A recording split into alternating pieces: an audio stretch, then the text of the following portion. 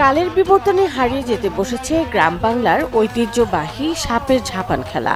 কুষ্টিয়ার মধুপুরের সুগ্রীবপুর মাঠে অনুষ্ঠিত ঝাপান খেলায় বাদ্যের তালে তালে সাপুড়েদের নাচের সঙ্গে বাঁশির মূর্ছনায় মিলেমিশে একাকার সাপ। আমি এই সাপকে খুব ভালোবাসি, সাপ দেখতে আমার কাছে খুব ভালো লাগে।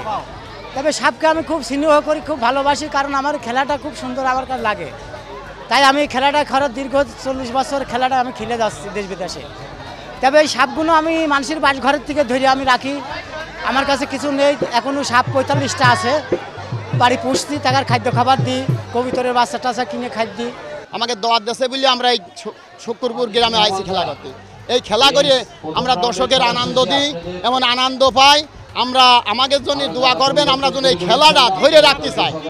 ঝাপান খেলা দেখতে দূর দূরান্ত থেকে ছুটে আসে হাজারো দর্শনার্থী। সুগ্রীবপুর গ্রামে ঝাপান খেলা অনেকদিন হয় না, এখন আমাদের গিয়ে ফুরিয়ে গেছে।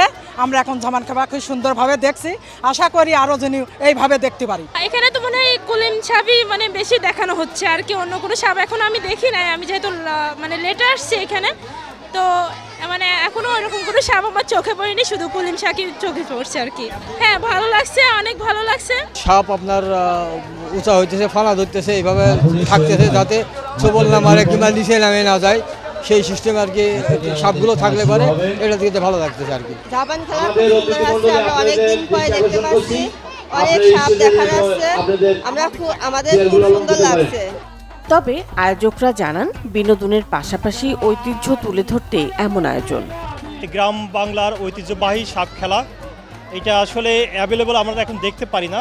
এখন এই সুগ্রীবপুর যুব সমাজ এই এত বৃহৎ একটা আয়োজন করছে, এখানে কয়েকটা প্রান্ত থেকে এবং নাম করা সব সাপুড়িরা আসছে। আপনারা দেখতে পাচ্ছেন এখানে হাজার হাজার লোকের উপস্থিতি।